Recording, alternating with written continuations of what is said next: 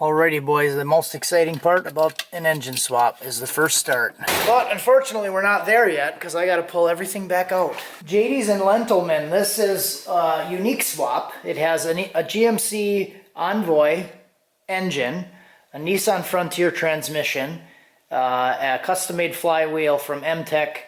It uses a small block pressure plate and a clutch disc that has set up for the small block 10.5-inch pattern with a Nissan spline on it. So a lot of the parts I got from FabBot. It's not a complete kit that they sell, but kind of pieced together some things. And it was kind of a risk going into it that some of the stuff may not work together, and I think I found an issue.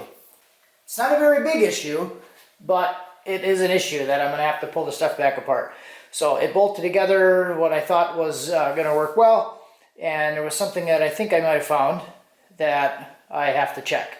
So this is the master cylinder that I started with. It's a 3/4 inch bore, 1 1/4 inch stroke, and I thought this was going to be sufficient.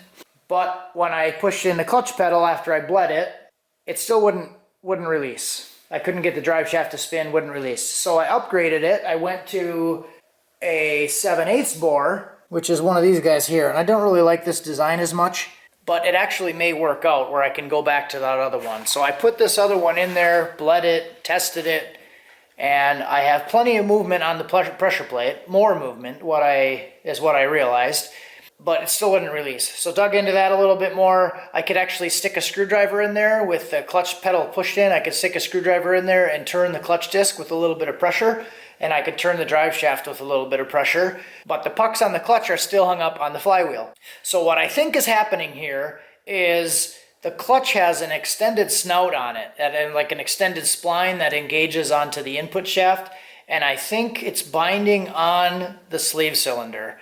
I think the center sleeve portion of the sleeve cylinder is pushing on that snout. So I went back through my old videos and looked at how I measured it, and I measured it like you should measure it, from the fingers on the pressure plate to the bell housing, and then the throwout bearing to the transmission, all that stuff, did the math on it. I have a whole video on that, and that all checked out good. But I can put up the pictures here from that video after I reviewed it. What I think is happening is the snout on the clutch is flush with the fingers, and there's a little center sleeve that is not flush with the throwout bearing on the slave cylinder. So that's why I think that that's binding. I tried to separate the bell housing from the transmission, but I can't get to 2 of the bolts. So essentially I'm just going to pull the whole thing out.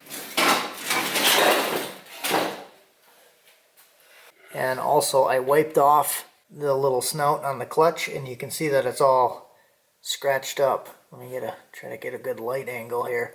See, there's a big scratch like right here. Right, so I did some measurements from the clutch snout to the bell housing. I measured it 4 times, came up with an average of 3.466, and then I did the same thing now from the center of the slave cylinder to the bell housing, and came up with 3.442. So it's actually too tight by about 24 thousandths. So what I'm going to do is I'm going to take the slave cylinder out, and then I'm going to put this on the lathe, and then I'm going to turn down a little bit off of this. So I know for sure I got to take off 24, plus I'll do a little extra just to give a little bit of movement for the clutch in and out without it hitting the sleeve cylinder. So let's do that. Alright, so I got this all set up. There's a little beveled edge on it, and that is about 70 or 80 thousandths. So I think I'm just going to take off a little bit more than that beveled edge, and then I'll put a new bevel on it, and should be good.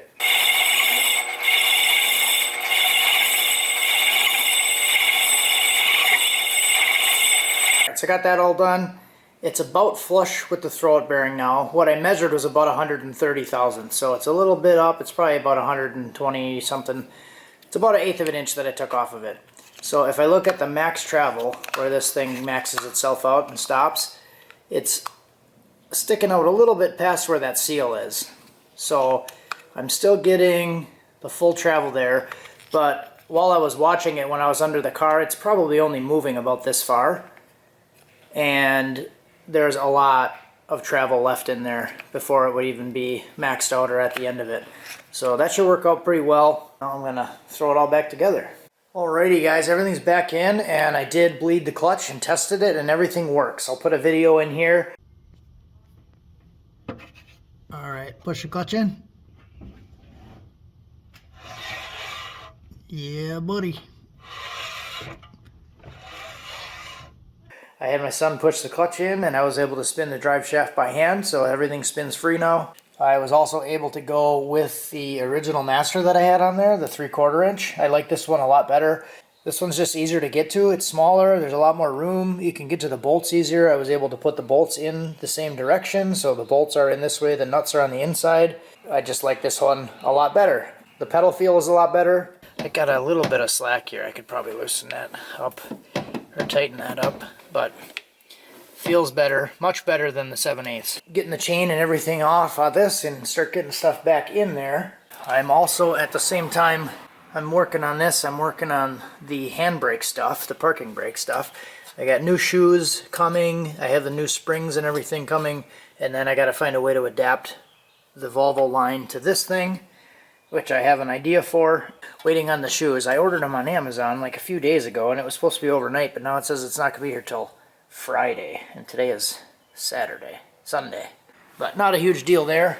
I actually took some time off of work this week coming up, so I'll have 5 days that I'll be able to just work on this, hopefully, and would really like to start the wiring. So got to do the ECU wiring, and that's basically going to be running all the cables to every plug. It's not like a plug and play deal.